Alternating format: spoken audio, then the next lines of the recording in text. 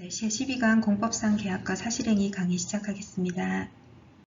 행정계획으로 들어가시겠습니다. 행정계획은 행정주체가 일정한 목표를 설정하고 목표 달성을 위한 수단들을 종합 조정해서 장래 일정한 시점에서 그 목표를 실현할 것을 목적으로 하는 것을 말합니다. 이러한 행정계획의 유형들을 여러분들이 보시게 되는데요. 여러 목표들, 여러 유형들의 계획들을 보시면 되는데, 이 중에서 우리는 구속적 계획과 비구속적 계획을 구분하고, 구속적 계획의 경우에는 처분성이 인정이 될 가능성이 높고, 그 경우 이제 처분성이 인정이 된다면 국민의 권리 의무에 영향을 미친다는 뜻이죠. 그렇죠? 자, 그래서 이 부분을 공부하시게 되겠습니다. 자, 행정계획의 법적 성질에 대해서도 보시는데요. 도시군 관리계획, 도시군 기본계획에 관한 처분성 인정 문제는 시험 문제에도 많이 출제되니까 잘 봐주시기 바랍니다. 행정계획 보시겠습니다. 행정계획은 행정청이 일정한 행위를 하겠다고 계획을 짜는 겁니다. 여러분들이 이제 공직에 가시면은 여러 가지 연초마다 이제 계획들을 짜게 되는데요.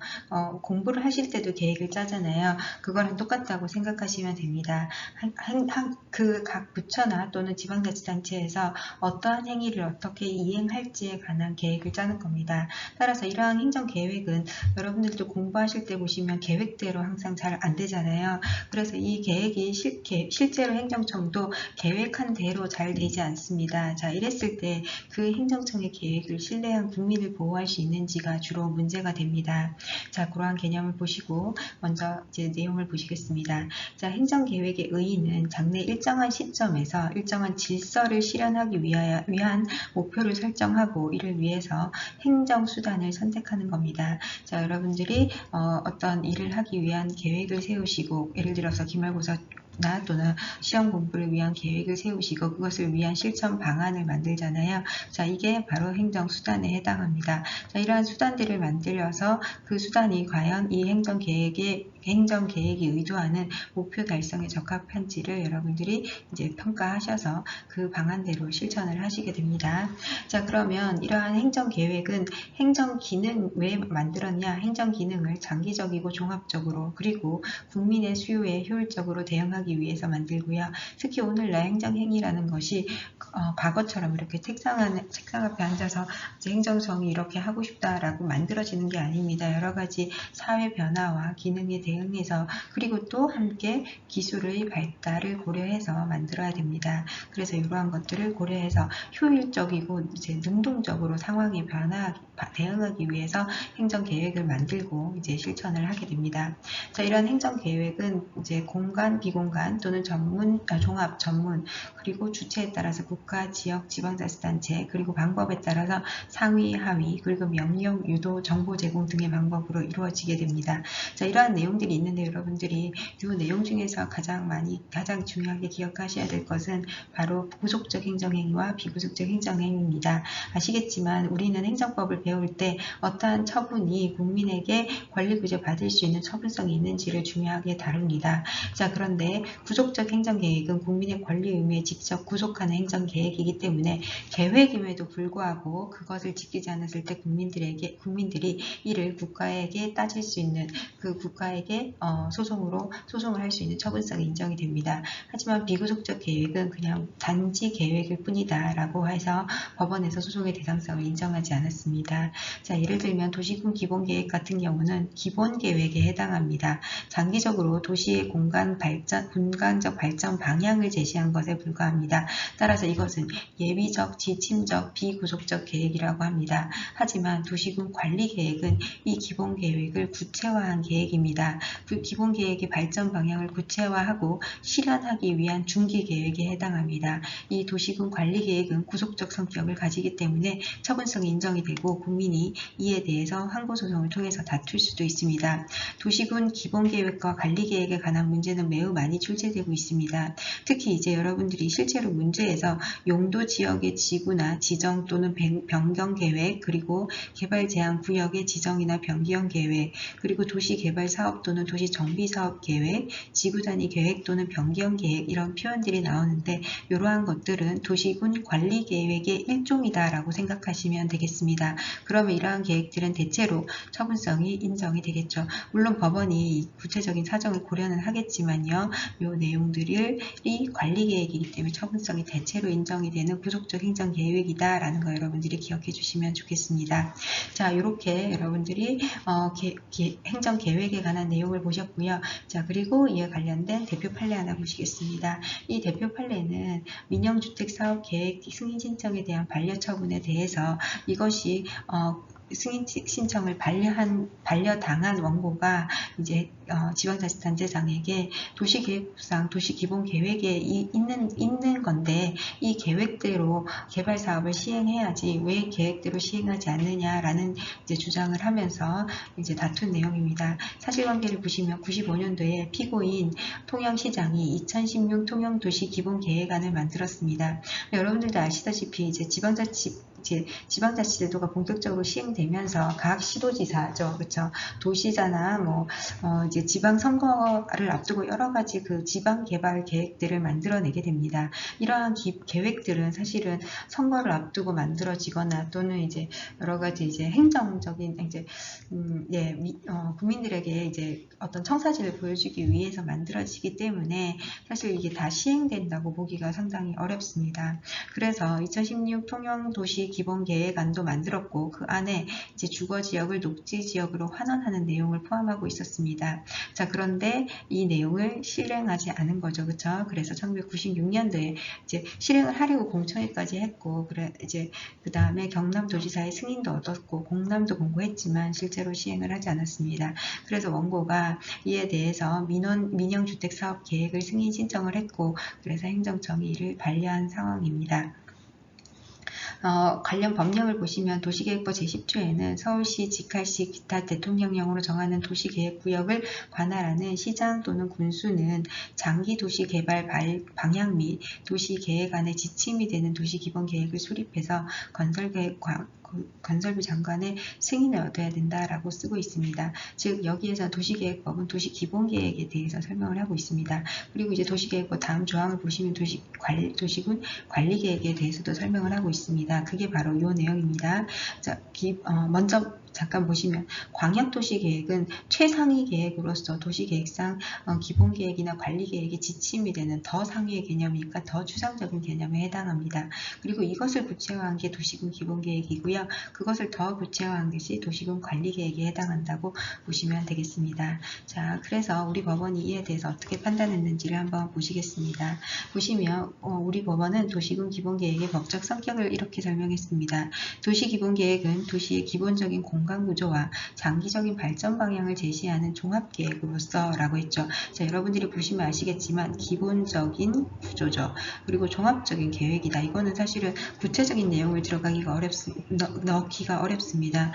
따라서 이 계획에는 토지이용계획, 환경계획, 공원 녹지계획 등의 장래의 도시개발에 대한 일반적인 방향이 제시되어 있지만 그 계획은 도시계획의 지침이 되는 것에 불과해서 일반 국민들에게 직접적인 구속력이 있는 것은 아니다 라고 얘기했습니다. 자, 여러분들이 읽으시면서 단어들을 잘 고려하실 수 있습니다. 기본적인 계획, 그 다음에 종합계획, 그 다음에 장래의 일반적인 방향, 그리고 지침이 되는 것에 불과하다 이런 식으로 쓰고 있습니다. 자, 이것은 결국은 도시기본계획이 구체적인 내용을 담고 있지는 않는다라는 겁니다. 자, 그렇게 해서 이 기본계획의 효력도 보실 수 있습니다. 자, 세부적인 내용을 기재하지 않고 다소 포괄적으로 도시군 기본계획을 기재했다 하더라도 이것은 이 도시군 기본계획으로 일반된 것이라고 봄이 상당하고 또한 공청회 등의 절차에서 건교부 장관의 승인을 받아서 공단 공고까지 되었다면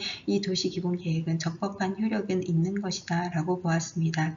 따라서 보시면요, 판단을 보시면 이 사안에서 기본계획제도의 입법 취지와 법적 성격, 내용, 그리고 입안의 승인 절차 등을 비추어 봤을 때 이 계획에서 대상 면적이 실제 면적보다 크다고 하더라도 그것이 도시기본계획의 효력이 이제 좌우될 만한 것은 아니다라고 판단을 했습니다.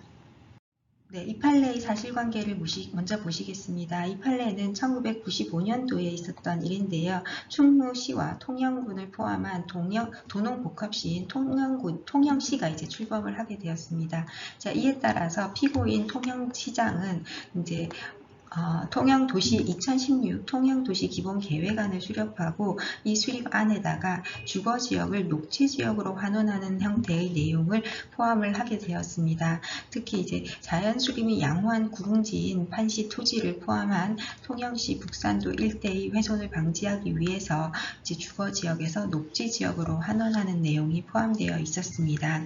그래서 이 내용을 포함하고 그리고 96년도에 공청회를 거쳤고요. 그리고 97년도에 경남도지사의 승인을 거쳐서 1997년 12월에 공람 공고 절차를 마쳤습니다. 자, 이에 대해서 원고는 보성주택이라는 회사입니다. 그러니까 주택개발업을 하는 회사죠. 그러니까 주거지역을 녹지지역으로 바꾸는 것에 대해서 반대하는 입장이었습니다. 자, 그래서 원고가 주거지역을 녹지지역으로 환원하는 것은 행정권한이 남용이다라고 하면서 첫 번째는 행정청이 정할 수 있는 내용이 아니다. 그리고 두 번째로 적법한 절차를 거치지 않았다. 이렇게 주장을 했습니다. 자, 그렇지만 피고는 이 행정계획 자체가 구속력 있는 계획이 아니다. 이것은 국민들에게 공고 공람을 하긴 했지만 이 도시계획 자체가 법적으로 효력이 있는 것은 아니기 때문에 처분성이 인정되지 않는다라고 반박을 했습니다. 그래서 우리 법원이 이를 받아들여준 사건에 해당합니다. 네, 행정계획의 의의 그리고 법적 성질을 한번 보시겠습니다. 자, 행정계획 중에서 아까 보셨던 것처럼 우리가 이제 주로 공부를 하시는 것은 구속적 계획이 성립되느냐에 관한 거죠. 구속적 계획과 비구속적 계획인데 과거에는 사실 비구속적 계획이 가장 일반적인 행정계획이라고 우리가 표현하는 것에 속하였습니다. 하지만 이제 행정계획에 대해서도 그것을 신뢰한 국민을 보호할 별도의 법익이 있는 경우가 있다고 보아서 이제 구속적 계획을 따로 보고 있는데요. 이 구속적 계획을 처분성 있는 행정행위로 볼 것인가에 관해서는 학설이 나뉘고 있습니다. 첫 번째는 입법행위설입니다. 이 행위는 이 행정계획이 구속적 행정계획이 향후 일정한 행정질서의 형성이라는 형성을 목표로 수단을 동원하는 활동 기준을 설정하고 있기 때문에 입법적 성격을 갖는다라고 이제 설명을 하고요. 행위성 편의설은 행정계획 중에 직접적으로 국민의 권리 의무의 변동을 가지고 오는 행정행위에 대해서는 구속적 성격이 인정된다고 보았습니다. 한편 복수성질설은 법규명령의 성질과 행정행위의 성격을 이 행정계획이 함께 갖는다라고 설명을 하고 있습니다.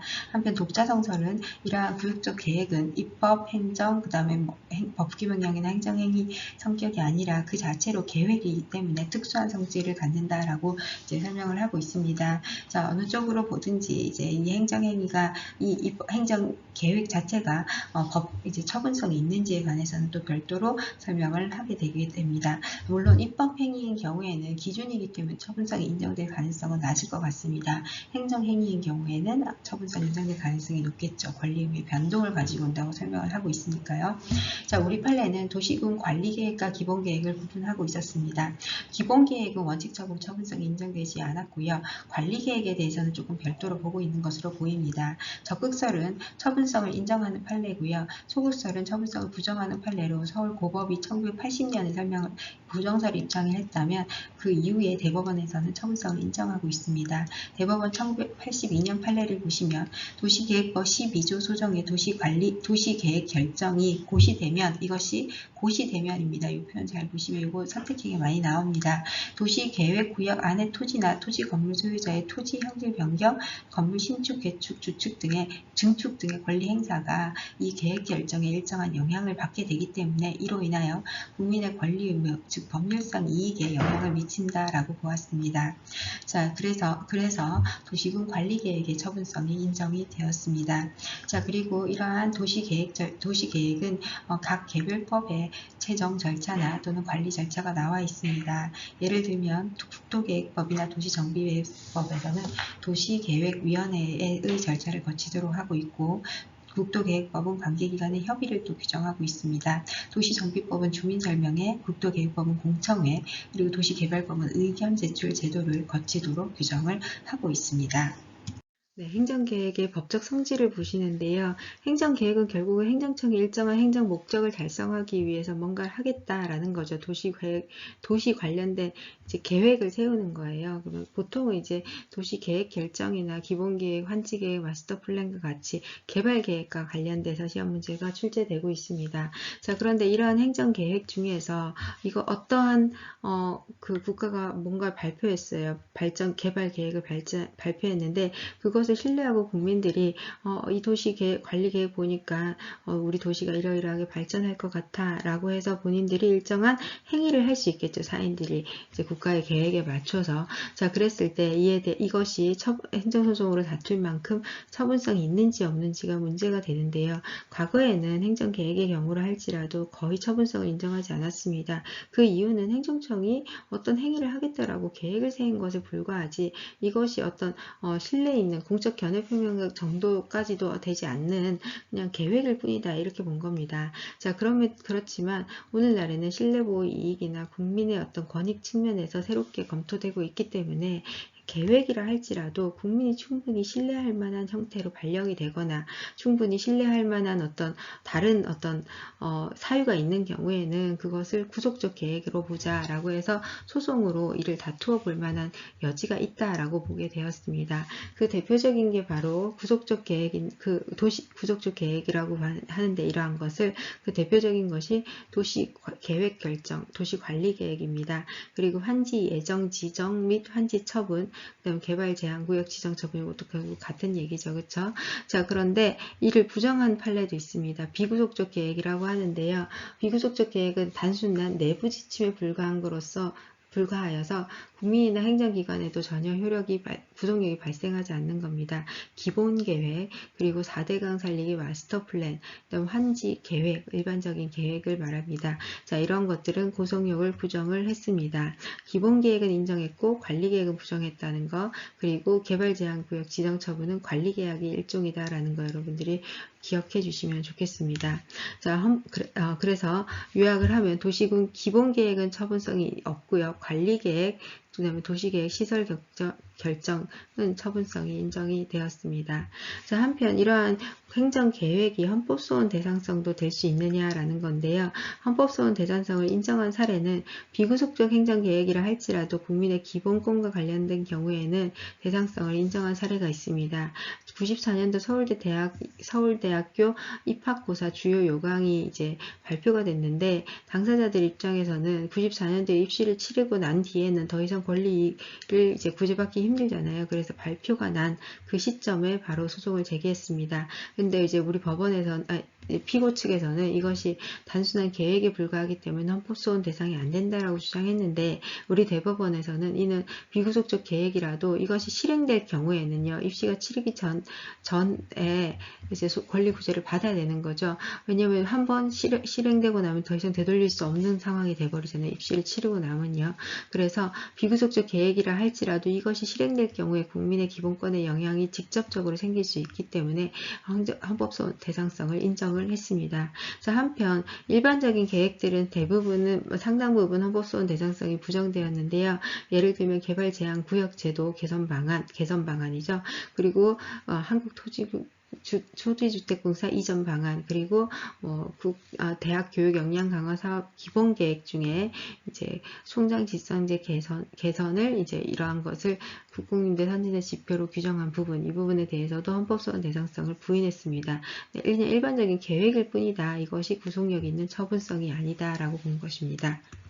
도시계획제도를 보시겠습니다. 도시계획이라는 것은 도시의 개발, 정비, 관리 및 보전을 위해서 수립하는 토지 이용, 환경, 교통환경, 경관, 안전, 산업 이와 관련된 계획입니다. 즉 도시계획이라는 것은 우리 도시를 어떠하게 개발하겠다라는 청사진을 그리는 겁니다. 자, 이러한 도시계획은 크게 이제 물론 다른 계획들도 많은데 광역도시계획, 도시군 기본, 도시군 관리계획으로 구분을 하겠습니다.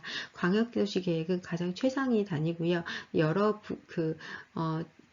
지방자치단체가 중복되어서 조정이 필요한 경우나 또는 이제 광역적으로 이제 큰 어떤 틀을 짜야 되는 경우에 만들어지는 계획입니다.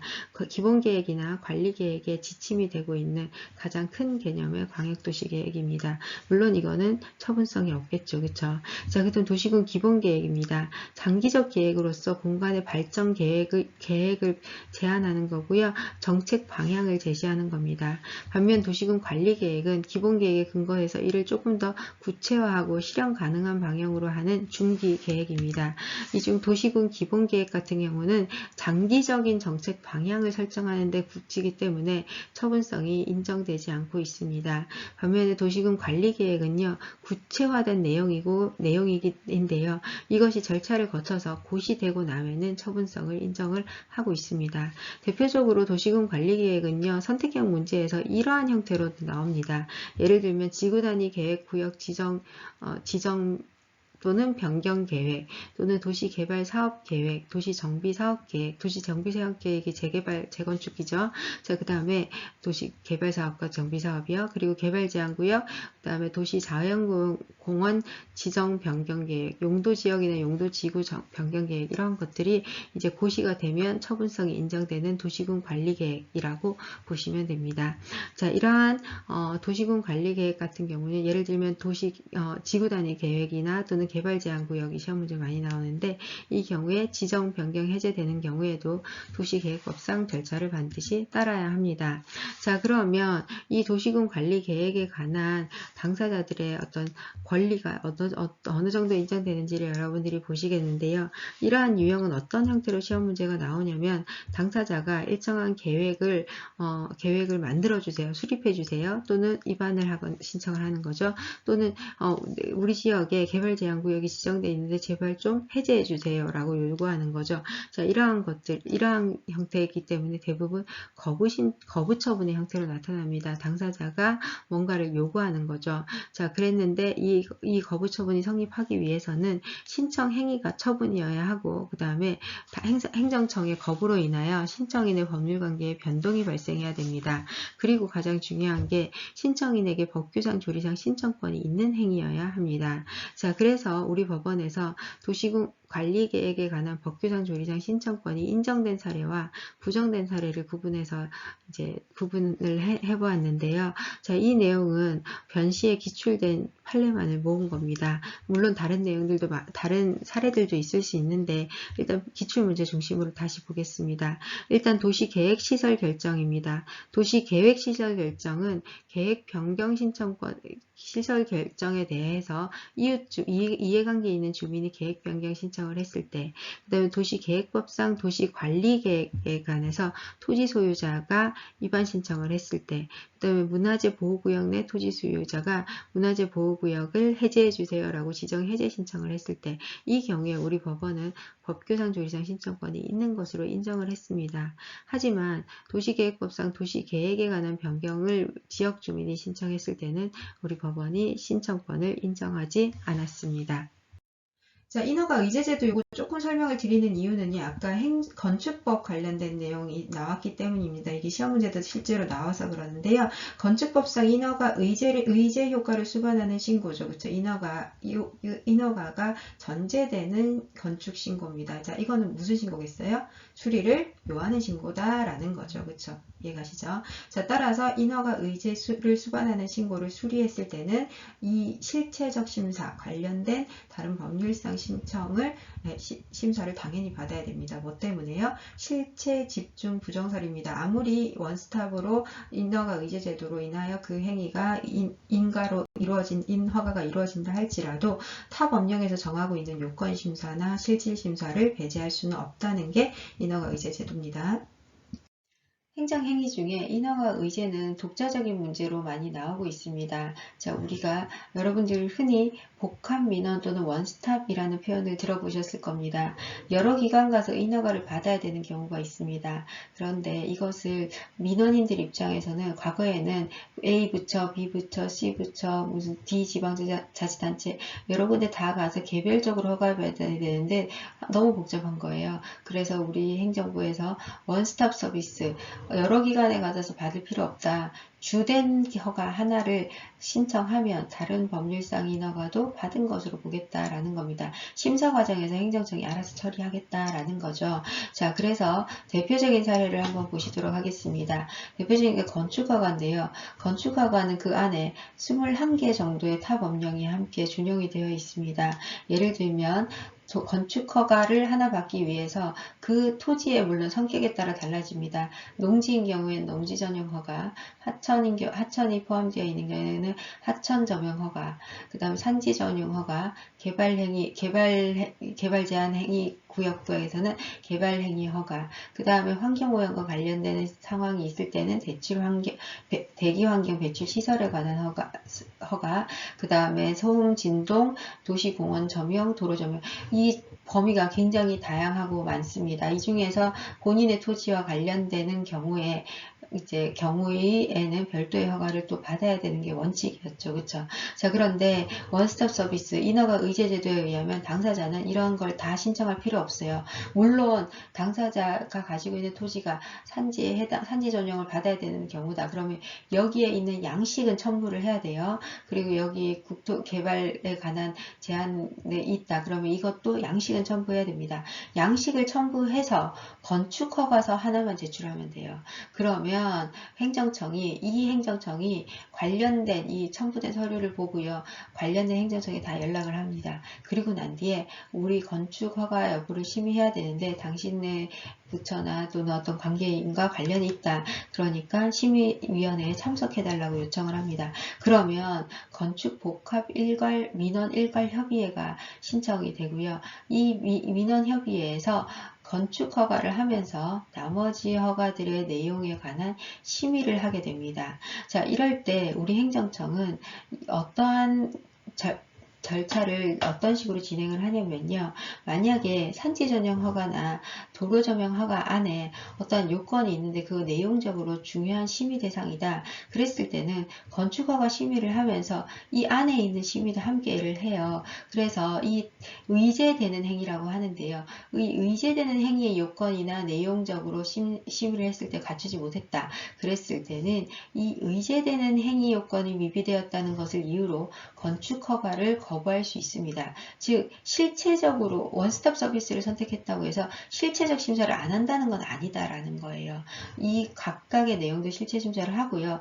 물론 건축허가도 실체 심사를 해서 허가 여부를 결정한다라는 겁니다. 실체 집중 부정설입니다. 자, 그런데 이 중에서 예를 들어 하천 전용 허가인데 인근 주민의 의견 청취를 해야 된다. 뭐 여러 가지 의제되는 행위에 의견 청취 절차가 있을 수 있습니다. 이러한 경우에는 절차는 생략할 수 있다라고 봤습니다. 그래서 원스톱 서비스의 경우에는 절차는 집중설이고요. 실체는 집중할 수 없다라는 겁니다. 자, 그리고 난 뒤에 이 일괄 협의의 내용에 따라서 건축 허가를 하거나 건축 허가를 거부하는 처분을 하게 됩니다. 자, 그러면 이 주된 행위에 관한 허가가 있잖아요. 그럼 어떤 효과가 발생하냐면 이 허가는 별도로 받을 필요가 없습니다. 의제되는 인허가는 받은 것으로 간주합니다. 받은 것에 효과가 발생하는 거죠. 자, 이에 대한 불복 처분도 있을 수 있습니다. 소송 대상은 건축법상 허가 거부 처분이 이루어진 경우에는 당연히 주된 허가 처분만 다투면 됩니다. 이 경우에는 의제된 허가인 이 도로 점용 허가나 하천 점용 허가에 대한 별도의 소송을 할 필요는 없습니다. 이 건축 허가를 다투면서 이 안에 하천 점용 허가도 함께 다투면 돼요. 행정청이 설사 하천 점용 허가 요건을 갖추지 못해서 건축 허가를 거부한다라는 표현을 썼다 할지라도 여러분들은 다툴 때는 건축 허가를 다투게 됩니다. 다투면서 하천 점용 허가에 대한 설명을 하는 거죠. 자, 그 다음에 취소 소송으로 만약에 취소가 이루어지는 경우에는 취소가 이루어질 수 있느냐에 가는 거죠.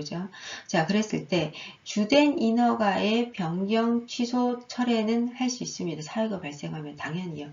건축 허가에 관한 어떤 변경 사유가 발생했을 때는 이에 대한 걸 할 수 있겠죠. 그쵸? 자, 그 다음에 의제된 인허가에 문제가 생겼어요. 예를 들어서 건축 허가를 하면서 하천법상 허가를 했습니다. 자, 그런데 하천법상 어떤 요건이 바뀌거나 변경 상황이 발생했어요. 그러면 얘만 취소, 변경, 철회도 할 수 있다는 게 우리 법원의 판단입니다. 자, 이것도 좀 기억을 해두시면 좋겠습니다. 인허가 의제에 관한 변시 출제 기출 지문들을 모아봤습니다. 여기 첫 번째 보시면은 요건심사가 배제되는 것은 아니다. 즉 의제되는 행위에 관해서도 요건심사가 이루어진다. 즉 실체 집중 부정설입니다. 실체에 관한 행위까지 그 주된 행위에 이제 종속되는 것은 아니다. 의제되는 행위도 실체적으로는 심사하여야 된다는 거죠. 그 말이 같은 말입니다. 인허가 요건에 관한 일체의 심사를 배제하는 것으로 보기 어렵다는 겁니다. 그리고 다툴 때는 주된 인허가에 관한 다툼을 하면 됩니다. 건축 불허가 처분에 대한 소송을 하면서 그 의제되는 행위에 관해서도 다툴 수 있다. 이렇게 보시면 됩니다. 자, 그리고 다만 이 의제되는 행위에 어떤 절차가 있을 때 그 절차까지는 별도로 또 거치고 할 필요는 없다는 겁니다. 그래서 의제되는 행위의 절차는 집중된다라는 거죠. 절차는 집중설, 실체는 집중 부정설입니다. 자, 그리고 인허가 의제되는 처분의 공시방법, 그 의제되는 대상, 이 의제되는 행위에 어떤 공시방법의 하자가 있다 할지라도 의제의 효과에는 영향이 있을지 몰라도 주된 처분의 위법 사유가 될 수는 없다는 겁니다. 주된 처분의 어떤 의제되는 행위의 효과에는 영향이 있지만 주된 처분에는 이제 주된 처분의 위법 사유가 될 수는 없다는 겁니다. 네, 판례 두 번째는 2016년 8월에 있었던 판례입니다. 이 사건도 건축허가에 관한 이제 인허가 의제 제도고요. 이 중에서 이제 실체 집중 부정설에 관한 내용을 다루고 있습니다. 사실관계를 보시면 2014년에 원고는 서울시로부터죠. 원고고 그다음 서울시 강남구청장입니다. 서울시 강남구청장으로부터 자동차 수리점 건축허가를 받아서 자동차 수리점 운영을 하고 있었습니다. 그리고 2014년 6월에 건축허가 사항에 관한 변경 신청을 하게 됩니다. 자동차 수리점을 정비공장으로 변경하는 것에 관한 내용입니다. 이에 대해서 2014년 8월 피고는 강남구청장이죠. 원고에게 이 지역이 서울시 종합발전계획을 이제 수립할 만한 하는 지역이기 때문에 이 계획을 수립할 때까지 정비공장을 허가할 수 없다라는 취지로 변경 신청에 대한 거부 처분을 하게 됩니다.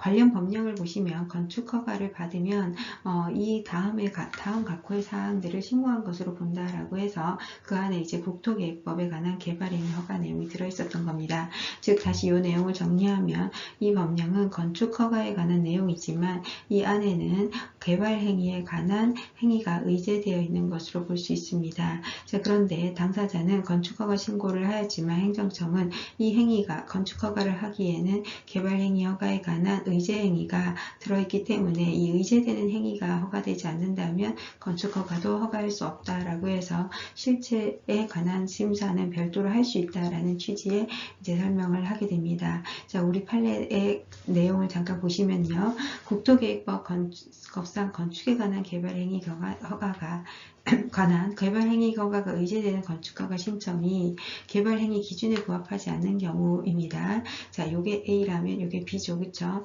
이 건축허가 신청이 이제 주된 행정행위이고 이에 의제되는 개발행위 허가 기준입니다. 국토계획법상이요.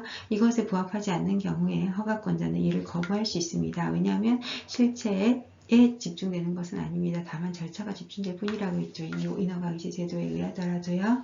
따라서 건축법 16조 3항에 의해서 개발행위 허가의 변경이 의제되는 건축허가 사항이 변경허가에서도 이를 적용될 수 있다라고 정리를 하시면 되겠습니다. 네, 새 대표 판례 세 번째 문제도 주된 행정행위에 따른 의제된 행정행위에 관한 관계에 관한 문제입니다. 여기서 보시면요, 원고는 주식회사 리사이클링 테크라는 어떤 회사 사업을 하기 위한 회사에 해당합니다. 개발 사업을 하는 곳이고요. 피고는 괴산군수에 해당합니다. 피고는 이제 산지 전용 허가권자와 사업 계획 승인권자로 분류할 수 있는데, 자, 이 중에서 당사자는 사업 계획을 이제 사업 계획에 관한 승인 신청을 했고, 이 사업 계획을 하기 위해서는 산지 전용 허가를 받아야 하는 이 A 행위가 B에 의제되는 행위에 해당하게 됩니다. 자, 그런데 피고가 2014년 산지 전용 허가 등이 의제되는 사업 계획 승인, 이 본허가에 대한 승인을 하면서 재해방지 및 복구 명령을 미이행할 경우에는 이 사업 계획을 취소할 수 있음을 안내를 했습니다. 그리고 피고는 이 재해방지 조치를 원고가 미이행하자 2016년도에 청문을 거쳐서 산지 전용 허가인 A를 취소 처분을 하게 됩니다. 그리고 피고는 2016년도에 B 행위도 본처분도 취소를 하게 됩니다. 왜냐하면 여기에 이제 이 B 행위 사업계획 승인에 대한 승인을 하면서 그 승인을 조건에서 재해방지 및 복구명령 미이행 시 취소할 수 있음을 안내를 했다라고 근거를 두고 있습니다. 그리고 피고는 이제 그리고 이에 대해서 원고는 산지 전용 허가의 취소 소송을 제기를 하게 됩니다. 여기서 원고가 이 의제되는 인허가 처분에 대해서 소송을 제기한 것도 하나의 쟁점으로 구성이 됩니다. 자, 관련 법률을 보시면은 중소기업 창업지원법 제35조에서는 행정청이 사업계획을 승인을 할 때 다른 허가 등의 다음 각호의 같은 경우에는 다른 행정기관의 작품과 협의를 한 경우에 그 허가 등을 받은 것으로 본다, 즉 의제한다 라는 표현이 들어 있습니다. 그리고 그 의제되는 내용이 산업지적 활성화 및 공장 설립에 관한 법률로 이제 기재가 되어 있습니다. 그리고 이 내용에는 이제 협의가 이루어지지 않은 관련 인허가 사항을 제외하고는 사업 계획 승인 신청 사항 중 일부만을 승인할 수도 있고, 그 다음에 이러한 구체적인 사항에 대해서 규율을 하고 있습니다. 자, 그러면 여기에서 총 두 가지 쟁점이 있습니다. 의제된 인허가만 따로 취소할 수 있는지, 그 다음에 의제된 산지 전용 허가, 즉 이 A 행위죠. 의제된 행위만이 이제 처분성이 있는지에 관한 겁니다. 왜냐하면 당사자가 의제된 인허가 요게 위법해서 요게 취소가 됐는데 이 A 행위를 일단은 A 행위에 관한 취소 소송을 제기했기 때문입니다. 자, 의제된 인허가만 취소할 수 있는지에 관해서 우리 법원은 이렇게 설명을 하고 있습니다. 중소기업 창업법에 따른 사업 승인 계획의 경우에는 의제된 인허가만 취소 내지 철회함으로써 사업계획 승인의 효력은 유지하면서 해당 의제된 인허가만의 효력을 소멸시킬 수 있다라고 해서 사업계획 승인과 분리해서 이 산지 전용 허가에 관한 취소 처분만 따로 승인할 수 있다라고 했고요. 그 다음에 이러한 산지 전용 허가의 처분성이 있느냐라는 건데요. 산지 전용 허가 취소는 피고가 의지된 산지 전용 허가의 효력을 소멸시킴으로써 원고의 구체적인 권리 의무에 직접적인 변동을 초래하는 행위다라고 보았습니다. 즉 산지 전용 허가를 원고가 이제 재해방지 복구 시설을 미이행했다는 이유로 이제 취소함으로써 원고 입장에서는 개발 계획도 이제 취소될 여지가 있는 거고요. 그리고 그것뿐만 아니라 산지 전용 허가 자체를 취소함으로써 피고도 이에 관한 행위를 할 수 없게 되면 산지 전용을 할 수 없게 되기 때문에 당연히 권리 의무의 침해가 발생하고 이것은 처분에 해당한다라고 보았습니다. 그렇게 되면 어떻게 되나요?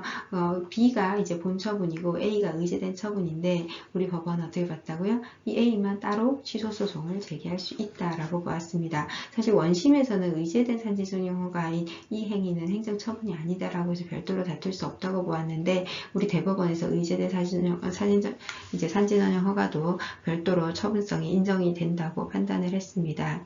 자, 그래서 요거 여러분들이 보시면 되겠습니다. 네, 그래서 이러한 행정계획에 관해서 계획 보장을 당사자가 청구할 수 있느냐, 법규상 조리상 신청권이 있느냐, 그 다음에 행정계획을 통제할 수 있느냐라는 게 시험 문제 많이 나오고요. 그 다음에 인허가 의제제도는 앞부분에서 먼저 봤기 때문에 여기서는 생략하도록. 행정계획에 하자가 있는 경우에 이에 관한 법률적 효력이 어떻게 되는지를 보시겠습니다. 자, 법령계획의 형식의 행정계획에 하자가 있을 때는 이것은 계획인데 입법과 같이 여러 번 이루어지는 거잖아요. 이러한 경우에 무효가 됩니다.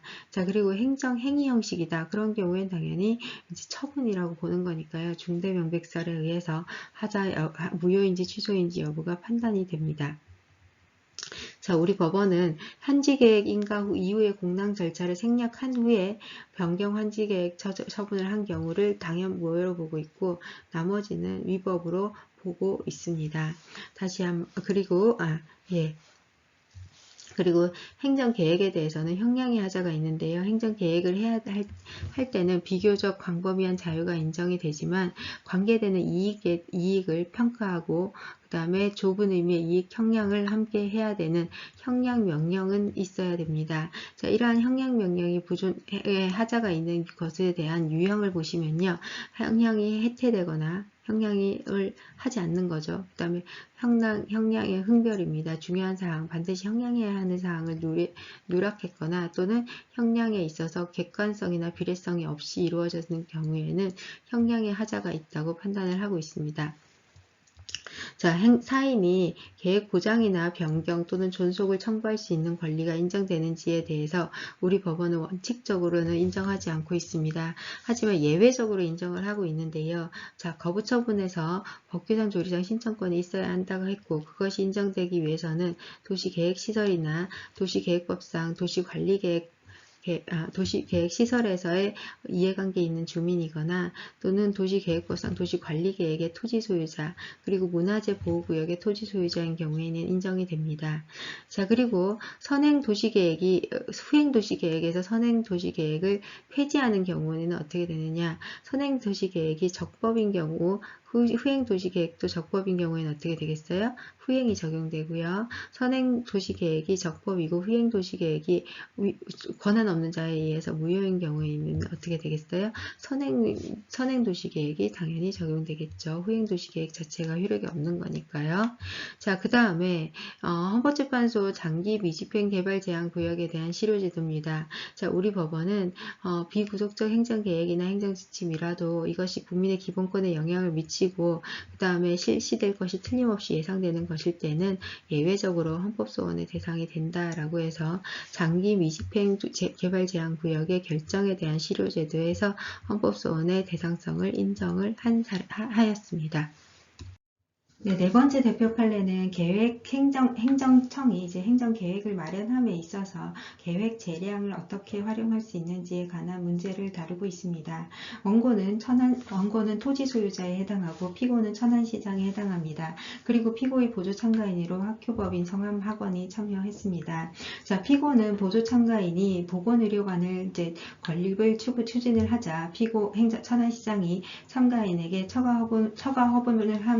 허가 처분을 하면서 토지 매수 협의 의무를 부과하도록 조건을 부과하였습니다. 즉 다시 사실관계를 보시면 원고는 이제 이 토지를 소유하고 있는 자고요. 그 다음에 피고의 보조 참가인인 학교법인 성함학원은 이 토지에다가 이제 보건의료 지원관을 이제 설립하려고 합니다. 자, 그리고 이제 행정청이 이걸 허가를 해주면 피고인 천안시장이 이를 허가해주면서 이 원고에게 토지 매수 협의 의무를 하도록 부과를 했습니다. 자, 이에 대해서 당사자는 이렇게 이제 행정청이 이러한 행위를 하도록 부과한 것이 행정계획의 일종의 권한을 남용한 것이 아닌가라는 것을 다투고 있습니다. 관련 법령은 국토기획법 제30조 관계행정기관은 이제 필요한 경우에 협의를 하여야 한다는 거고요.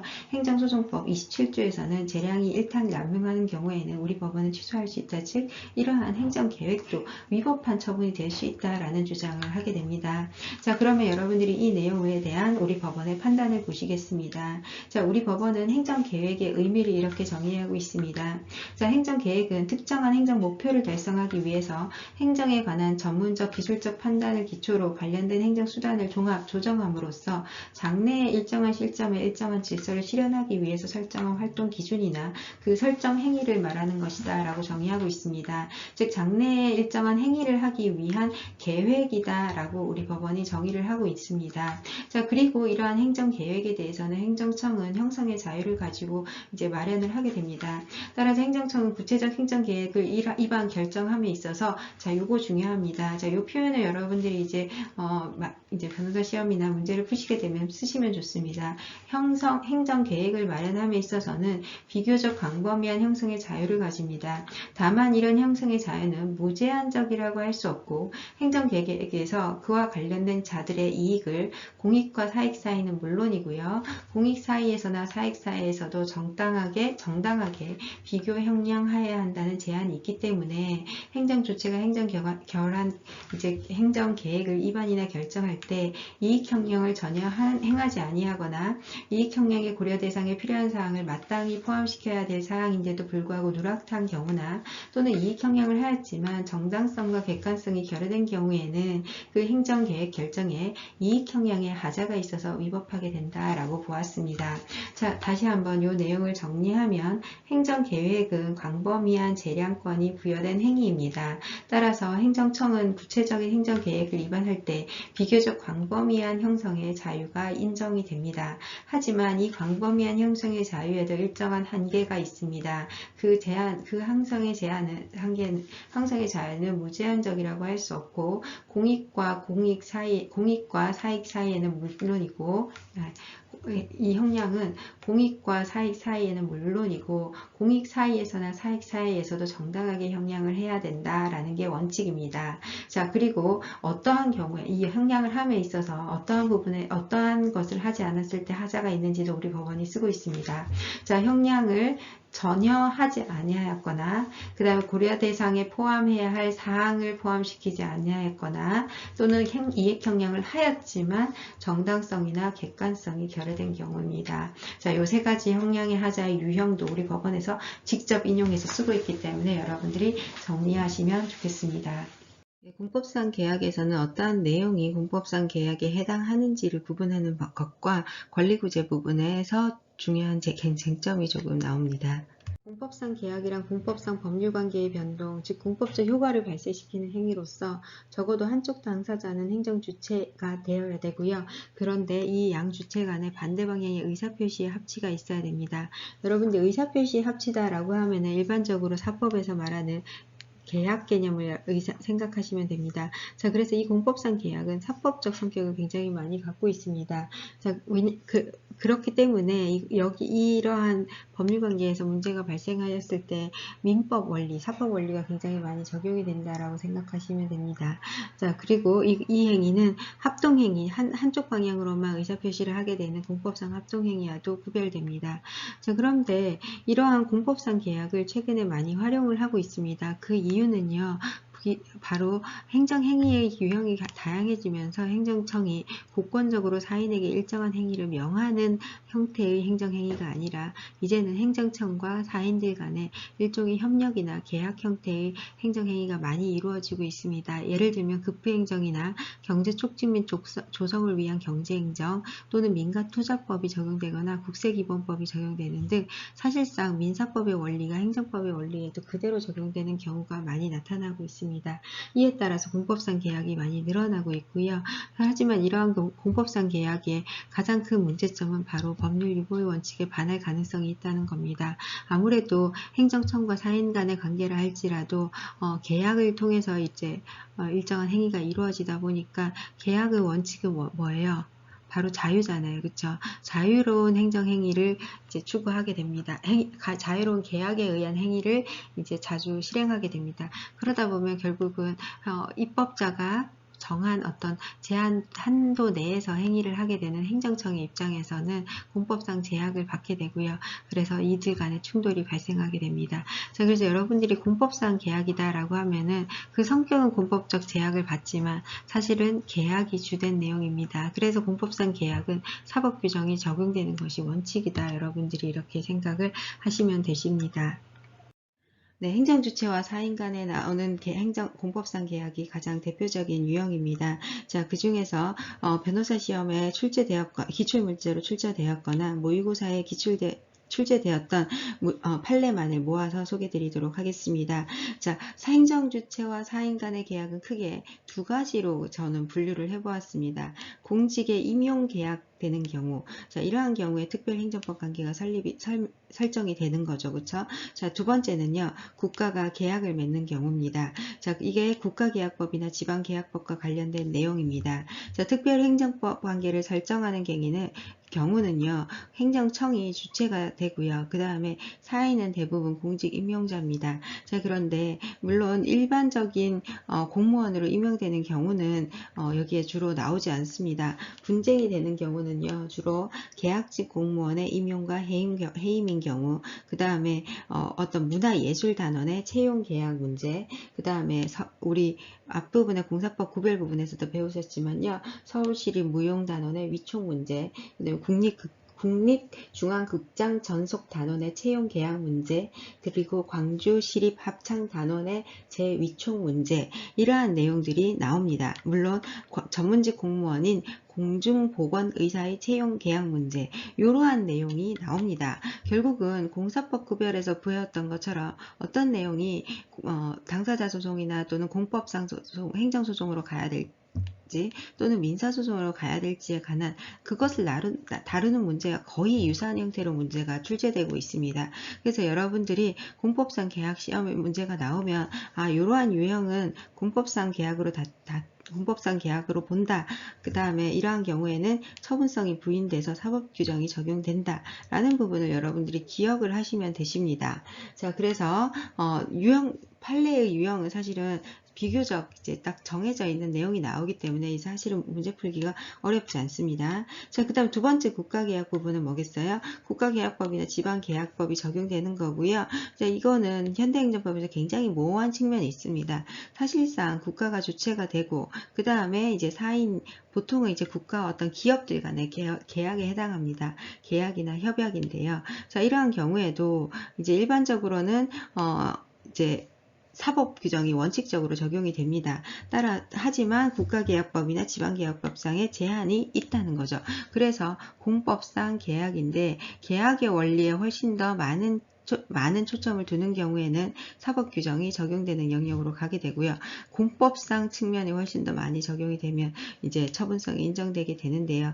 우리는 이제 공법상 계약 부분에서 원칙적으로 사법이 적용이 되기 때문에 이 영역, 그래서 사법 영역이 우선적으로 적용되는 부분을 여러분들이 보시게 됩니다. 예를 들면 지방재정법상 지방자치단체와 어떤 기업 간의 계약, 그리고 중소기업 정보화 지원 사업에 따른 협약, 이것도 공법상 계약으로 보아서 사법상 이제 처분성이 부인되는 사법 원리가 적용되는 영역으로 보았습니다. 물론 공법상 계약 영역 중에 처분성이 인정이 돼서 공법 원리가 적용되는 영역도 있었습니다. 행정주체와 사인 간의 계약을 정리를 하면 두 가지 유형으로 분류할 수 있습니다. 첫 번째 유형인 특별행정법 관계를 설정하는 계약인 별정 우체국장의 지정 문제, 그리고 전문계약직 채용 문제, 그 다음에 서울시 특별시립무용단원 위촉 문제, 국립단원 전속단원 채용계약 문제, 이러한 계약들이 문제가 되고요. 그 다음에 정부계약, 국가계약법이나 지방계약법에 영향을 받게 되는 재산관리계약이나 영조물 이용관계에 대한 계약 등이 이에 해당합니다. 자, 두 번째 유형은 행정주체 상호간의 계약인데요. 주로 지방자치법에서 나오는데 A 지방자치단체가 B 지방자치단체에게 교육사무를 위탁하면서 그 구체적인 내용과 방법에 대해서 협의를 맺는 경우에 이것도 공법상 계약의 한 유형으로 보고 있습니다. 자, 그 다음에 세 번째 유형도 중요한데요. 자, 공무주택 사인과 일반 사인 간의 어떤 협의를 하게 됩니다. 자, 우리가 주택 재개발을 할 때 조합을 설립하게 되죠. 자, 그러면 이 조합은 이제 나중에 사업 시행이 되게 되면은 토지 보상의 절차에 들어가게 됩니다. 그 보상 절차에서는 토지 소유자인 사인이죠. 조합원이죠. 이 조합원과 조합 간에 이제 어떤 합의를 해서 토지 보상을 하게 됩니다. 자, 그런데 이 조합은 우리가 도시 재개발 절차에서 보셨겠지만 조합이 설립되면서 바로 공법적 행위를 할 수 있는 어떤 조합 설립 인가처분 당시에 공법적 효과가 발생하게 되잖아요. 그리고 그 이후에 하는 행위는 모두 다 공법적 효과가 발생하는 행위라고 설명을 드렸습니다. 그 내용을 여러분들이 생각하신다면 이 조합이 하는 행위는 결국은 이 조합원과 협의를 하는 사법상 계약처럼 보이지만 실질적으로는 공법상 효과가 발생하죠. 그쵸? 자, 그래서 토지보상법상 협의도 원칙적으로 공법상 계약에 해당합니다. 다만 우리 판례는 이 내용, 이와 관련된 분쟁이 있는 경우에 민사법원에서 해결을 하고 있고 판례에서는 이를 사법상 계약으로 해석을 하고 있습니다. 그래서 이 조합과 조합원 간의 합의에는 그 법적 성격은 상당히 공법적 내용이 많이 들어있어서 행정법상 유형은 공법상 계약에서 다루지만 우리 판례에서는 이를 사법상 계약으로 해석하고 있다는 거 여러분들이 기억해 주시기 바랍니다. 자, 그러면 민사법원에서 이제 소송이 이루어진다는 뜻이죠.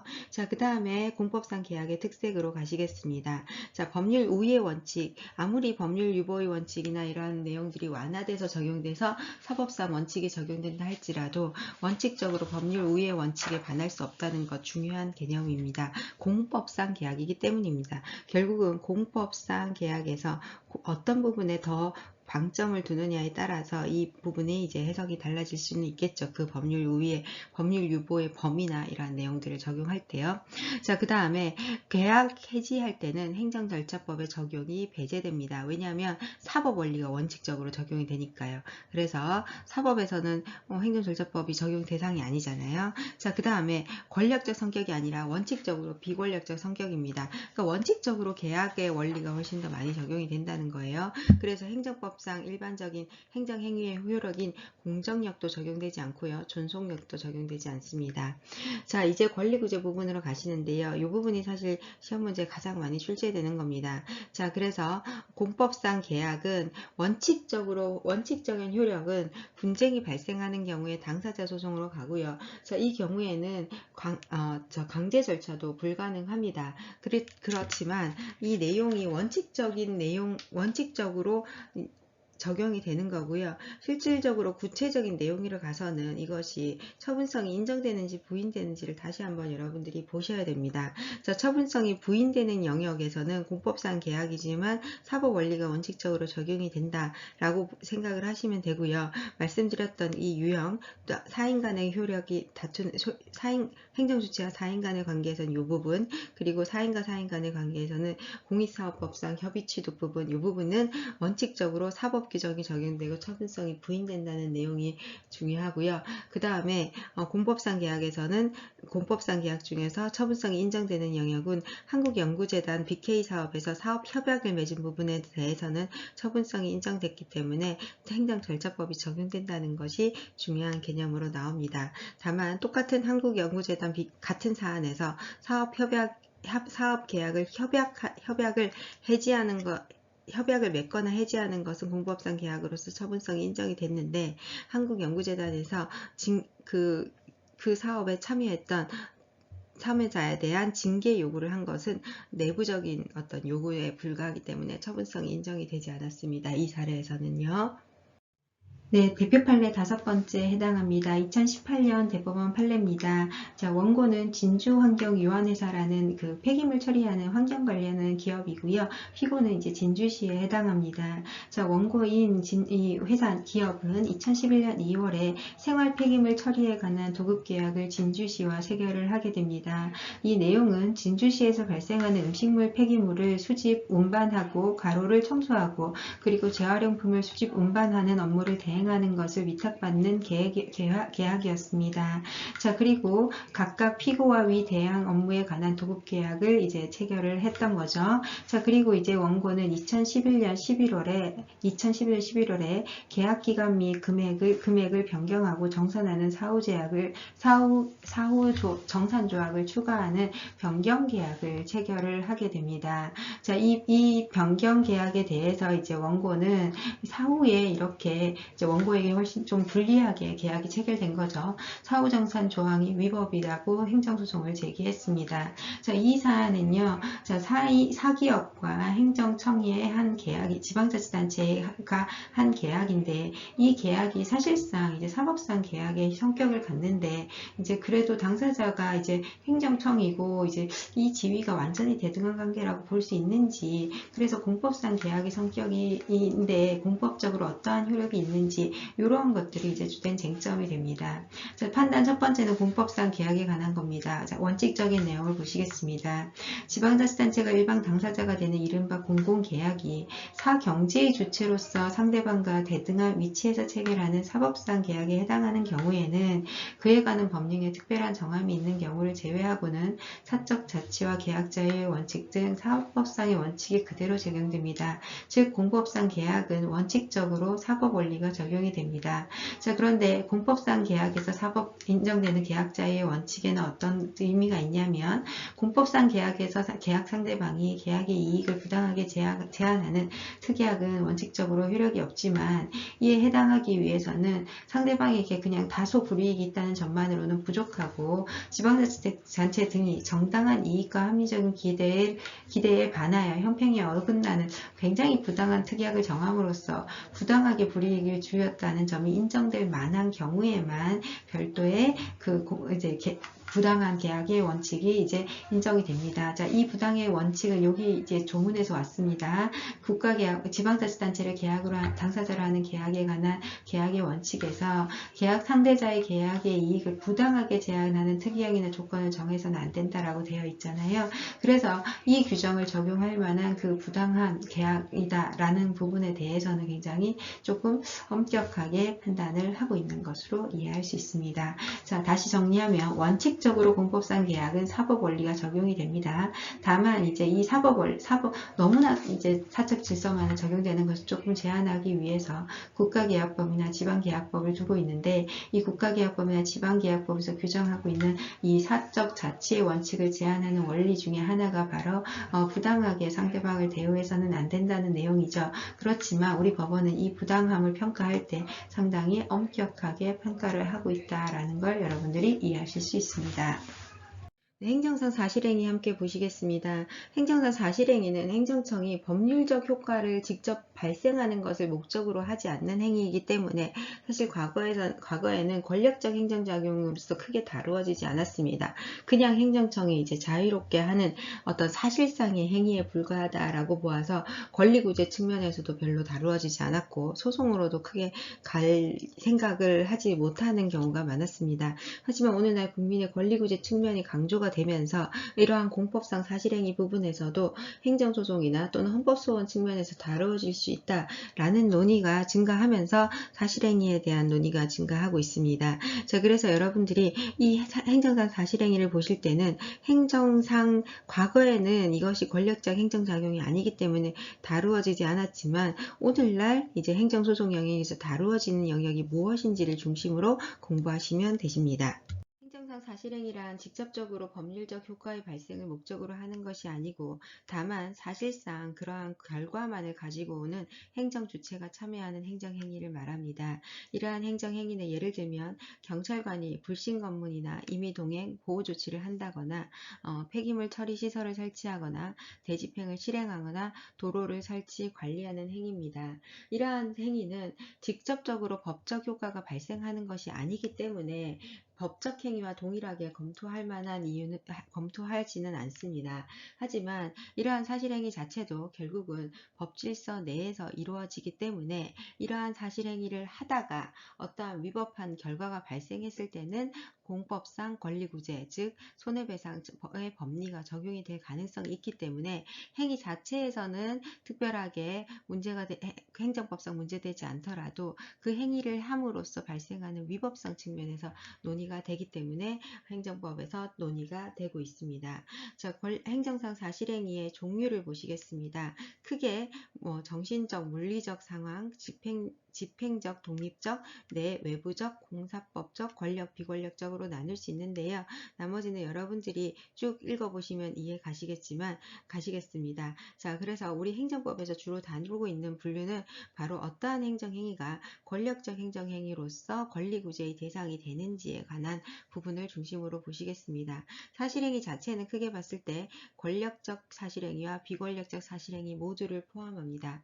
권력적 사실행위는 다만 권력적 사실행위는 권리구제의 대상으로서 행정구제에서 행정상 손해배상에서 다루어질 여지가 있다라는 점에서 차이가 있는데요.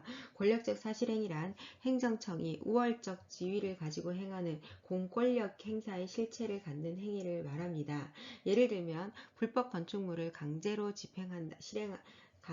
대집행을 실행하는 대집행 실행 조치나 그다음에 어떤 영업행위가 위법한 행정행위를 했을 때 영업소 폐쇄 조치를 한다거나 단수 조치를 한다거나 전염병 환자를 강제 입원시키는 즉 행정상 즉시 강제 행위, 이러한 것들이 바로 권력적 사실행위에 해당합니다. 이 행위를 하다가 위법한 행정행위가 있는 경우에는 권리구제 절차가 적용이 되겠죠. 하지만 그러한 정도에 이르지 않는 정도, 이러한 경우에는 비권력적 사실행위라고 합니다. 정의를 하자면 공권력의 실체가 없는 행정행위를 말합니다. 예를 들면 행정지도나 여론조사, 폐기물 수거, 그다음 도로건설, 그리고 비공식적 행정작용 등을 말합니다. 하지만 행정지도도 이것이 권력적인 성격을 갖는 경우에는 권리구제 영역으로 넘어갈 수 있고요. 어떠한 사실행위를 하다가도 이것이 판례 등을 통해서 이제 형성이 되겠지만 권력적 사실행위적 성격을 갖게 되는 경우에 공권력적 성격을 갖게 되는 경우에는 권리구제의 대상이 충분히 될 수 있습니다. 자, 행정상 사실관계는 원칙적으로 법률 유보의 원칙이 적용이 되긴 하지만 엄격하게 적용이 되지 않습니다. 그래서 행정상 사실행위는 법률 유보적 측면에서 조직법적으로는 그 행위의 근거가 필요하며 작용법적으로는 침해적 성격이 강하기 때문에 법적 근거가 필요가 하다는 견해도 있지만 행위에 따라서 나누어야 된다라는 견해가 더 우세합니다. 따라서 권력적 사실행위는 원칙적으로 법률 유보의 원칙이 엄격하게 적용이 되고요. 비권력적 사실행위는 법률 유보의 원칙이 엄격하게 적용되지 않고 심지어 법적 근거가 없더라도 할 수 있다라는 경우가 일반적으로 논의가 되고 있습니다. 자, 그 다음에 적법요건이죠. 공법상 사실행위도 원칙적으로 적법한 행정행위의 형태로 이루어져야 되고요. 행정법상 일반 원칙은 언제나 적용이 된다, 이렇게 생각하시면 되시겠습니다. 행정상 사실행위도 행정구제의 대상이 됩니다. 그 중에서 특히 권력적 사실행위는 대표적으로 행정구제의 대상이 되는 행위에 해당하는데요. 권력적 사실행위는 구체적 사실에 대한 법집행으로서 공권력 행사에 해당하는 경우에 이 처분성이 인정이 되고 있습니다. 예를 들어서 대법원에서는 명시적으로 판시한 바는 없지만은 단수 처분이나 그 다음에 수용자에 대한 교도소 이동 조치나 서신 검열 행위는 행정소송의 대상이 되는 것으로 보고 있습니다. 대표적으로 서신검열 행위 같은 경우는요, 과거에는 헌법재판소에서도 권력적 사실행위로 인정을 하지 않았지만 1998년, 이제 과거라고 보기도 어렵죠. 그렇죠? 상당히 시간이 지났습니다. 수용자의 서신을 교도소장이 검열하는 행위는 이른바 권력적 사실행위다라고 표현을 하면서 행정심판이나 행정소송이 되는 행정처분으로 볼 수 있다고 보았습니다. 그리고 헌법재판소는 헌법소원 심판을 청구하는 외에는 별다른 권리구제 방법이 없는 경우에는, 이미 검열행위가 완료된 경우에요. 이러한 경우에는 보충성 원칙에 대한 예외로 헌법소원의 대상도 될 수 있다, 이렇게 표현을 했습니다. 자, 그 다음에 또 최근에는 이제 처분성이 인정되는 경우로서 동장의 주민등록 직권 말소 행위, 이러한 경우에도 이제 권력적 사실행위로서 인정이 되었습니다. 자, 한편 비권력적 사실행위는 알선, 권유 또는 추천, 사실상의 통지와 같이 비권력적으로 이루어지는 공권력 행사의 실체가 없는 처분을 말합니다. 자, 이러한 경우에는 처분성이 부정되는 것이 일반적인 견해다라고 이해하시면 됩니다. 처분성이 없다는 건 소송의 대상이 되지 않는다는 거죠. 공법상 사실행위 범위 자체에는 당연히 들어갑니다. 다만 권력적 사실행위가 아니라는 거. 자, 그 다음에 경고 등의 처분성입니다. 경고나 광고, 그 다음에 추천이나 설명 이런 것들은 이제 처분성이 인정되기는 쉽지 않습니다. 자, 그 다음에 손해배상이나 결과배상 보상 청구권이 인정되느냐 요건을 충족하는 경우에는 당연히 관련이 됩니다. 자, 요거를 지금까지 배우신 것 중에 중요한 내용 바로 여기서도 권력적 부분이 중요하다고 그랬고 말씀드렸고 그 다음에 행정구제에서도 중요하다고 말씀드렸잖아요. 자, 요걸 잠깐 요약해서 보시겠습니다. 자, 이건 암기를 하시기 위한 정리입니다. 자, 유형은요, 강제 철거나 강제 입원처럼 당사자에게 어떤 권력적 처분성 성격이 있는 경우고요. 법적 근거가 엄격하게 요구되고 처분성이 인정이 됩니다. 자, 그래서 단수 조치나 미결 수용자의 교도소 이동, 주민등록 말소 처분, 그다음에 수용자 소신 검열 이러한 경우에는 처분성이 인정된 사례에 해당합니다. 자, 한편 비권력적 성격을 갖는 일반적인 사실행위는 법적 근거가 없더라도 할 수 있다고 보고 있고요. 처분성이 인정되지 않습니다. 자, 이 부분 기억해 주시기 바랍니다. 행정지도로 들어가시겠습니다. 행정지도는 행정주체가 일정한 목적을 실현하기 위해서 무언가를 조언해 주는 거예요. 그쵸? 가르쳐 주는 겁니다. 또는 권고해 주는 겁니다. 그쵸? 그래서 직접적으로 뭔가를 하도록 명령하는 것도 아니고 하명하는 것도 아닙니다. 당사자들이 뭔가를 하도록 유도해 준다 이렇게 생각을 하시면 됩니다. 자, 이 개념은요. 우리나라에서 발전된 개념이 아니라 일본에서 유래한 개념입니다. 그래서 좀 일본은 굉장히 특수한 문화를 가지고 있는 개념인데 있는 것 같은데요. 그래서 국가가 예를 들어서 국민들에게 또는 행정청에게 뭔가 하도록 법치를 통해서 하는 게 아닙니다. 그렇죠? 법치도 물론 당연히 적용이 되지만 지도라고 해서 뭔가 하도록 유도하는 개념을 이제 당사자에게 이제 행정청에게 내리면 행정청이 대체로 그에 따라요. 그렇죠? 그러니까 막 거부를 하거나 명령하지 않더라도 어떤 국가가 유도하는 행정작용을 국민들이나 또는 행정청이 스스로 따르는 그러한 문화에서 유래된 것으로 보입니다. 그래서 실제로 여러분들이 현대 행정국가에서 왜 기술 발전에 따라서 이제 행정입법에서 배우셨지만 굉장히 다양한 형태의 우리나라 같은 경우는 또는 미국이나 유럽 같은 경우는 행정규칙의 어떤 형식을 따르게 되잖아요. 그래서 뭐 고시 제도나 또는 어떤 뭐라 그러죠? 예규나 지침 이런 것들이 굉장히 형식적으로 문제가 되잖아요.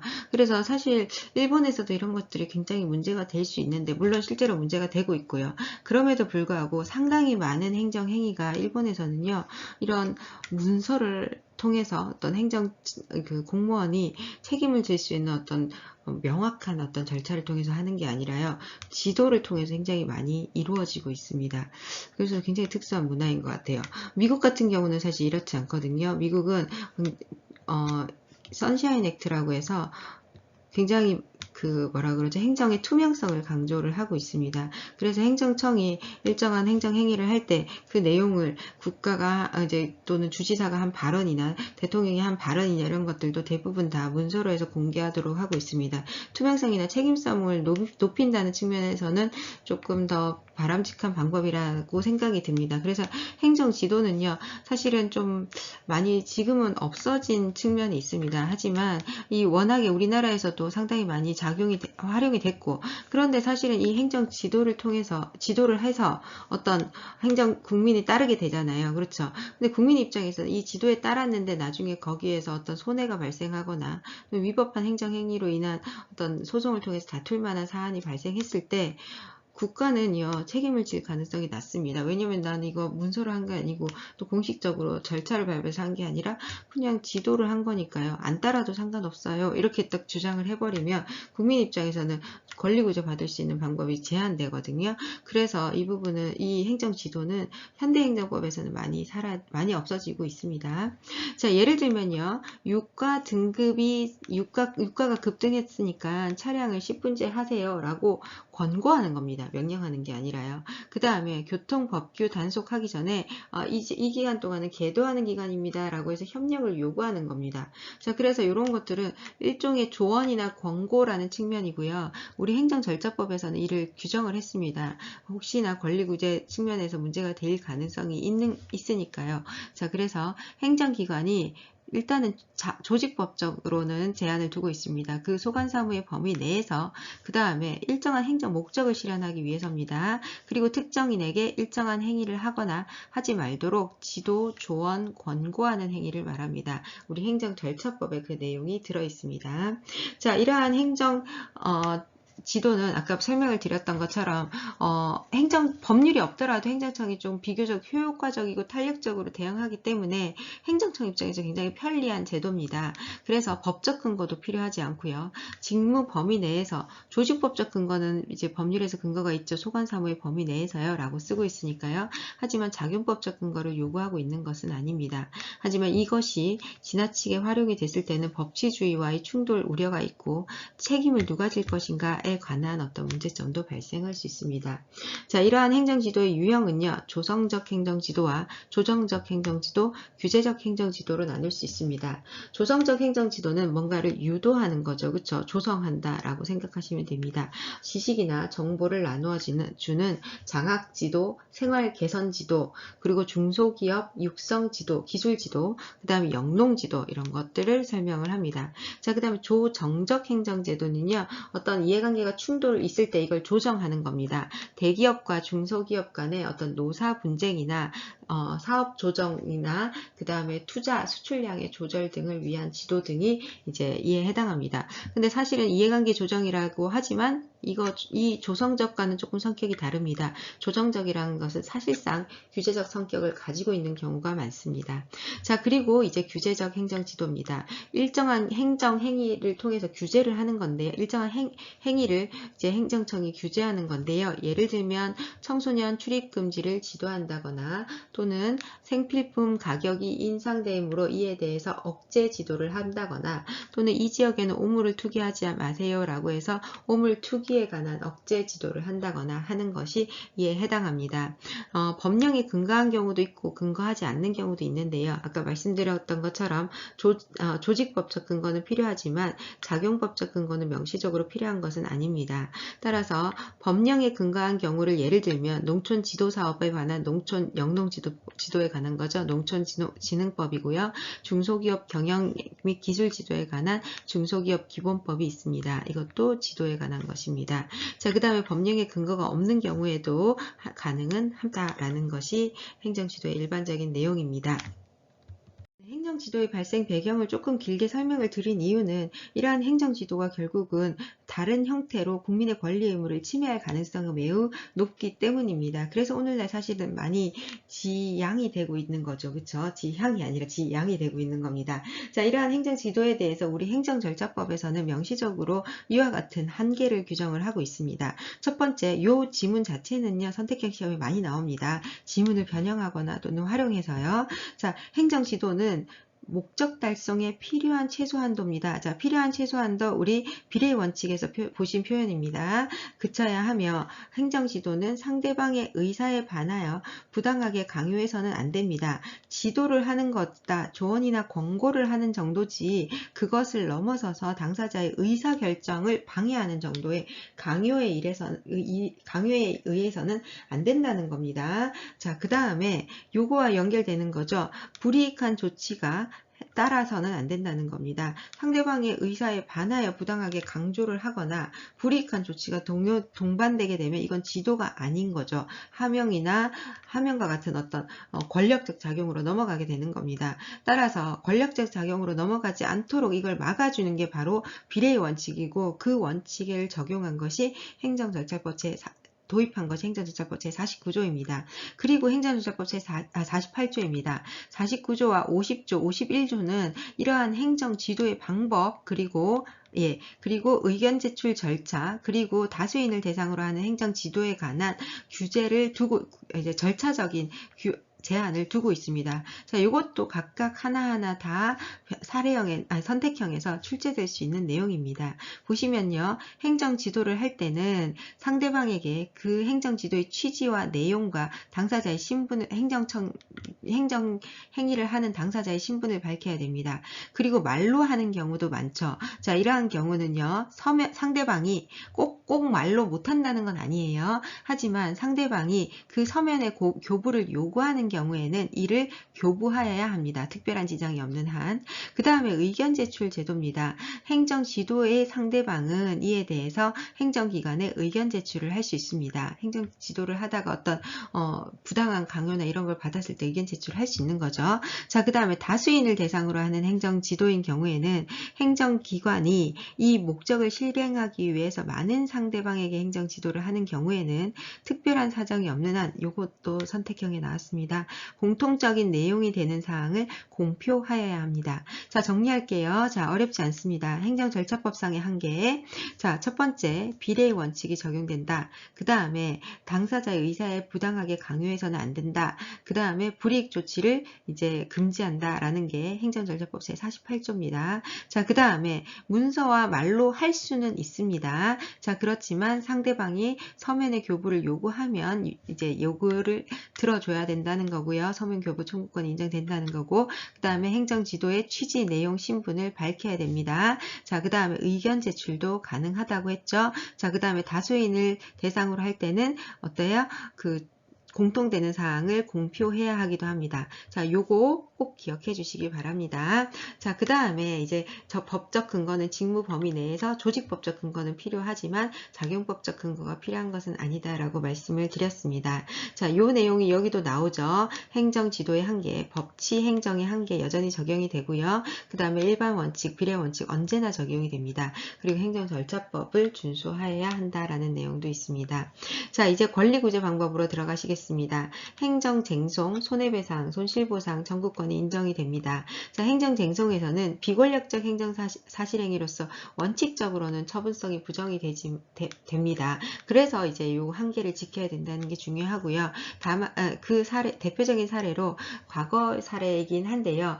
1980년도에 세무당국이 특정 회사에게 자, 이제 우리 이제 주류 거래가 너무 많으니까 일정 기간 동안 특정 회사에게 주류 거래를 중지해 주세요라고 이제 행정 지도를 했습니다. 이에 대해서 우리 대법원은 행정 지도의 처분성을 부정한 사례가 있습니다.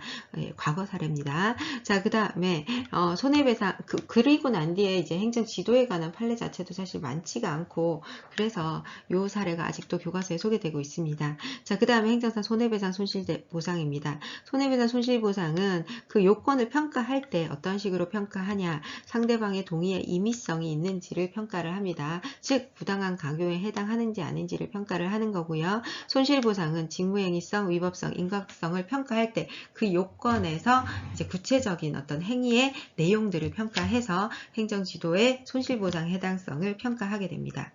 이에 따라서 우리 법원에서 어떠한 식으로 행정지도가 그 한계를 넘어섰는지를 판단을 했는지를 사례를 통해서 보시겠습니다. 첫 번째 헌법재판소부터 보겠습니다. 헌법재판소는 행정지도가 그에 따르지 않을 경우 일정한 불이익 조치를 예정하고서 하고 있거나 또는 상대방에게 의무를 부과하는 것과 같은 어떤 불이익한 어떤 규제적 성격을 갖는 경우에 헌법소원의 대상이 되는 것으로 보았습니다. 즉 규제적 성격이 있느냐, 당사자의 권리 의무에 강박적인 어떤 영향을 미쳤느냐라는 게 중요한데요. 자, 첫 번째, 재무부 장관이 제1은행 장에게 지금 현재는 이제 기재부 장관에 해당합니다. 자, 국제그룹 해체 준비 지시와 주시에 착수 지시를 하고 이것을 언론에 발표한 행위입니다. 자, 이에 대해서 제1은행의 입장에서 봤을 때는 사실상 어떤 그 자신의 재산권에 해당하는 기업에 대한 해체를 하도록 이제 지도를 한 것이다. 이것이 단순한 행정 지도의 한계를 넘어섰기 때문에 헌법소원의 대상이 되는 공권력 행사에 해당한다. 이렇게 판단을 했습니다. 자, 그 다음에 교육인적자원부 장관이죠. 교육부 장관이 국공립대학 총장에게 학칙 시정을 요구한 것입니다. 자, 이 행위의 법적 성격을 봤는데요. 우리 법원은 학칙 시정의 요구는 대학 총장이 임의적 협력을 통해서 사실상 효과를 발생시키는 행정 지도다라고 판단을 했습니다. 그 법적 성격을요. 그래서 법원에서 행정 지도의 유형을 인정을 하긴 했습니다. 하지만 불이익한 조치를 예정하고 있는 규제 규제적이고 구속적인 성격이 있다라고 설명을 합니다. 자, 이에 따르지 않을 경우에 일정한 불이익 조치를 예정하고 있어 사실상 상대방에게 그에 따른 의무를 부과하는 것과 다를 바가 없기 때문에 규제적이고 구속적 성격을 상당히 강하게 갖는다라고 판단을 했고, 이에 따라서 헌법소원의 대상성을 인정을 했습니다. 자, 그래서 재무부 장관의 국제그룹 해체 준비 착수 지시 언론 발표, 그리고 교육인적자원부 장관의 학칙 시정 요구, 요 내용은 헌법소원의 대상성이 인정이 됐습니다. 자, 그 다음에 행정지도의 한계로서 우리 대법원의 판례를 보시도록 하겠습니다. 행정지도가 통상의 한계를 넘어서 사실상 이를 강제하는 경우, 그러한 경우에는 국민의 권익을 침해하기 때문에 이러한 행정지도는 위법한 것으로 판단이 됐는데요. 첫 번째, 정부의 주식 매각을 종용한 사건입니다. 이 사건은 1994년 사건입니다. 행정지도가 적법해지기 위해서는 일단은 목적이 적법한 것으로 인정이 돼야 되고, 그 방법도 이제 정당해야 되는데요. 주식 매각이 종용이 정당한 법률상 근거가 없었다고 합니다. 그리고 자의적으로 주주에게 제재를 가하는 것이었다면, 자의적으로 이제 행정청이 자의적으로 주주에게 어떠한 것을 강요하는 것이었다면 행정지도의 영역을 벗어난 것이라고 우리 법원에서 먼저 판단을 했고요. 그런데다가 이 사례에선 더욱 중요한 것은 주주가 그 주식 매각을 종용하는 것에 대한 거부 의사를 명백하게 밝혔습니다. 그럼에도 불구하고 집요하게 위협적인 언동을 하면서 매각을 강요했다는 게 어떤 사실관계에서 재판을 통해서 입증이 된다면 이것은 위법한 행정행위다 라고 해서 우리 법원이 위법한 행정행위로 판단을 했습니다. 본안 판단까지 가서요. 자, 그 다음에 관행에 따른 토지거래 계약 신고에 관한 허위 신고인데요. 자, 이런 경우 사실 과거에 굉장히 많이 있었던 것으로 보입니다. 자, 뭐냐면요. 네, 이거는요. 따라서 토지거래 계약의 신고를 허위로 신고한 경우에 이것이 위법성 조각 사유가 되는지도 이제 판례에서 나왔습니다. 구체적인 사례를 보시면은 토지거래 과거에는 이게 원칙은 실거래가 신고인데요. 이제 관행적으로 공시지가로 신고를 해왔던 겁니다. 공시지가로 신고하면 훨씬 더 이제 가격이 낮기 때문에 이제 과세 측면에서 이제 납세자 입장에서 조금 더 유리했겠죠. 자, 그래서 당사자가 이제 신고를 하러 가서 공무원에게 이렇게 질문을 합니다. 자, 이거 실거래가로 신고해야 하는 것 같은데 다른 사람들은 다 공시지가로 신고하는 것 같은데 저도 공시지가로 신고해도 될까요? 라고 물어봅니다. 자, 그랬을 때 행정청이 뭐라고 얘기하냐면 다른 분들은 다 공시지가로 신고하던데요? 라고 설명을 하는 겁니다. 그러니까 명시적으로 공시지가로 신고하세요 라고 표현한 건 아닌 것 같아요. 사실관계에서. 그러니까 이게 행정지도로 분류가 됐죠. 자, 그런데 그럼에도 불구하고 이제 당사자 입장에서는 이것이 위법인 것을 알고 있는 것으로 보입니다. 자, 그래서 알면서도 행정청의 지도를 따랐다라고 이제 주장을 하죠. 자, 그래서 우리 법원에서는 뭐라고 얘기하냐면 설사 이것이 행정지도가 성립한다 하더라도, 그래서 이 행정지도를 따랐다 할지라도 이거 명백한 위법행위다. 따라서 위법성이 조각되는 것은 아니다 라고 보아서 행정지도를 따랐다 할지라도 공시지가로 신고를 한 것은 위법한 행정행위다 라고 이제 설명을 합니다. 구체적으로 우리 판례에서는 위법한 관행에 따라서 허위신고 행위에 이르렀다고 하더라도 그 범법행위가 사회상기에 위반되지 않는 정당한 행위라고 볼 수 없다라고 해서 명시적으로 이 행위는 위법한 행위라고 판단을 했습니다. 네, 마지막으로 확약은요, 일정한 행정행위를 하거나 하지 않을 것을 내용으로 하는 구속력이 있는 약속입니다. 자, 그런데 이 확약은 자기구속적 약속을 통해서 장래에 일정한 의무를 하겠다라는 약속에 해당하는 것이기 때문에 이것이 이제 처분 권한에 해당하는지에 관한 것이 문제가 됩니다. 다수설은 법률의 근거가 이게 명확하게 있는 건 아니지만 처분 권한 속에 있는 확약으로서 당사자에게 어떤 이제 이 법적 확신을 줄 만한 내용이 있는 경우에는 구속력이 인정되지만 사정이 변경되거나 특별한 사정, 이제 그러한 경우에는 구속력이 상실될 수도 있다. 이렇게 판단을 하고 있습니다. 감사합니다.